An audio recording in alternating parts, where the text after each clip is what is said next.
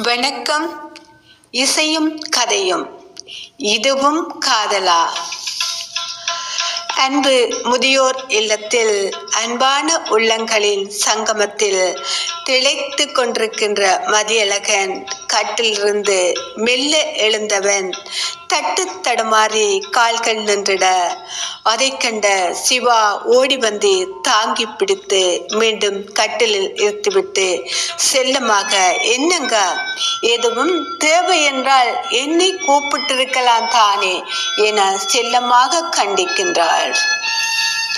இல்லைங்க, உங்களை அடிக்கடி கஷ்டப்படுத்த மனதுக்கு ஏதோ மாதிரி கிடக்கு, அதுதான் சிறிய முயற்சி செய்தேன், மன்னித்துங்கிடுங்க என குலைவாக சொல்லுகின்றான் மதியழகன். அதுவும் நல்லதுதான், கொஞ்ச நாளல சரியாவிடும் என மதியழகன் மனதை தேற்றிவிட்டு சிவா அந்த இடத்தை விட்டு நகர்கின்றான்.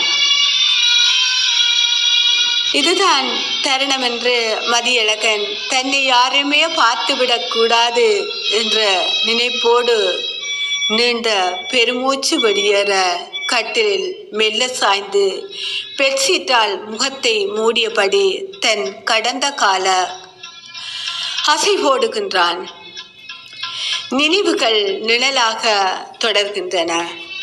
கொழும்பு கல்முனை பணக்கார புள்ளியை சேர்ந்த மதியழகன் வாகனங்கள் திருத்தும் கராச்சை சொந்தமாக நடத்தி வந்தான்.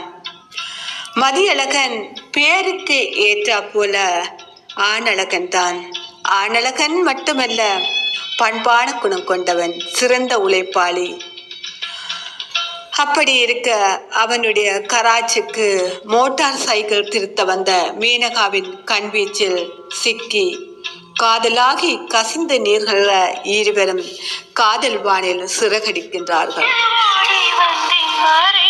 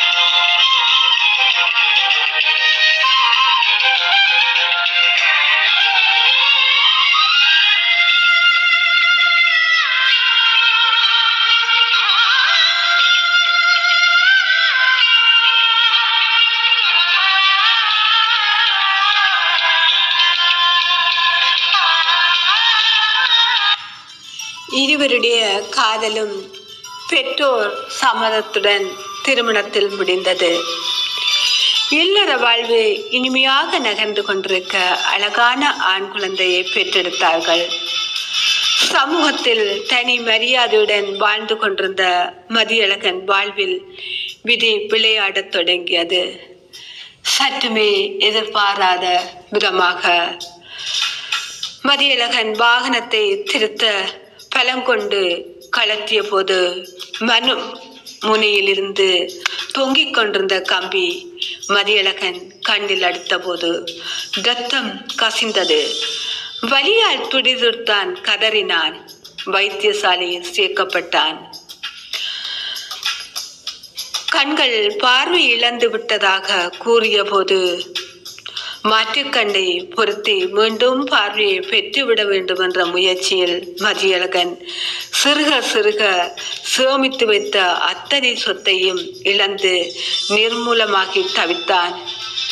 அந்த நிலையில் கூட அவன் தனக்கு பணத்தை விட, தன் மனைவி பிள்ளை சொத்தை விட வேறு என்ன வேண்டுமென மனமாறுதலாக மீண்டும் பார்வை கிடைக்க வேண்டும் என்ற நம்பிக்கையில் நாட்கள் நகர்ந்து கொண்டிருக்கின்றன. 3 காலங்கள் கடந்த நிலையில் மாற்றுக்கண்ணும் பயனற்று போக 2 கண்களும் நிரந்தர குருடனாகினான். சற்று காலம் ஒட்டி உறவாடிய மனைவி குருடனுடன் இருந்து என்ன பயனென எண்ணியவள் சொல்லாமல் கொள்ளாமல் பிள்ளையையும் கொண்டு நிரந்தரமாக போய்விட்டாள் என்பது தெரியாமல் மனைவியின் சந்ததி அறியாது சத்தம் கேட்கவில்லையே என்று, அவளுக்கு ஏதாவது நடந்து விட்டதா என்று கதறினான். அவனின் கூக்குரல் கேட்டு ஓடி வந்த அயலவர்கள் மனைவி எழுதி வைத்துவிட்டு போன கடிதத்தை வாசித்து காட்டிய போது மதியழகன் காலடியில் உலகமே இடிந்து விழுந்தது போலிருந்தது. காரணம் என்னவென்று யோசிக்கிறீர்களா? மிஞ்சி இருந்த குடியிருந்த வீட்டையும் விட்டு பணத்தை சுருட்டி கொண்டு போய்விட்டாள் நிரந்தரமாகவே. வேதனை தாங்க முடியாமல் சுவரோடு தலையை அடிக்கப் போகின்றான். அயல்வர்கள் அவனை தடுத்து நிறுத்துகின்றார்கள். மதியழகன் பரிதாப நிலை கண்டு மனிதநேயம் மிக்க அயலவர்களால் மதியழகன் அன்பு முதியோர் இல்லத்தில் சேர்க்கப்பட்டான். அக்கினி சாட்சியாக கைப்பிடித்தவள், உருக உருக காதலித்தவள், காதல் மொழி பேசியவள், உழைப்பில் உலா வந்தவள், தூக்கி எறிந்தபோது அத்தனை அன்பால் அரவணைக்கும் அன்பு இல்லத்தில் திளைத்து கொண்டிருக்கின்றான் மதியழகன். இது உண்மையில் காதலா? உங்களிடம் விடை கேட்கின்றேன். இது ஒரு உண்மை சம்பவம். இது வெங்காதலா?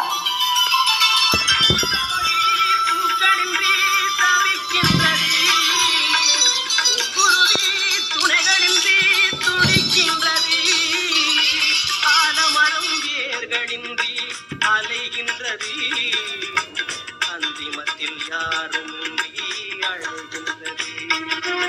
ஆற்றினிலே நீரும் இல்லை, ஆதரிப்பார் யாரும் இல்லை. நேற்றிருந்த சொந்தமெல்லாம் நேரினிலே இன்று இல்லை. ஆற்றினிலே நீரும் இல்லை, ஆதரிப்பார் யாரும் இல்லை. நேற்றிருந்த சொந்தமெல்லாம் நேரினிலே இன்று இல்லை. பூத்த கொடி பூக்களின்றி தவிக்கின்றது, பூங்குருவி துணைகளின்றி துடிக்கின்றது.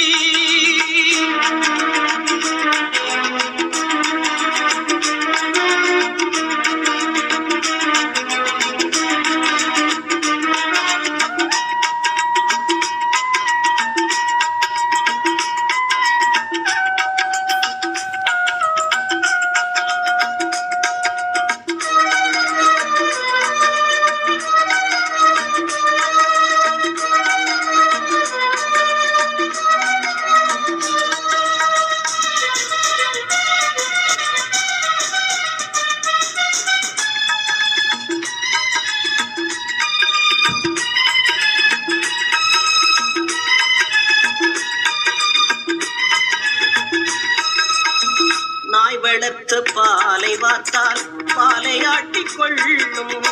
நம்பி பெற்ற பிள்ளைகளோ நன்றியினை கொல்லும். நாய் வளர்த்து பாலை வார்த்தால் பாலை ஆட்டிக் கொள்ளும். நம்பி பெற்ற பிள்ளைகளோ நன்றியினை கொல்லும். கோவிலுண்டு பூசை செய்ய யாரும் இங்கு இல்லை. கொள்ளியிடக் கூட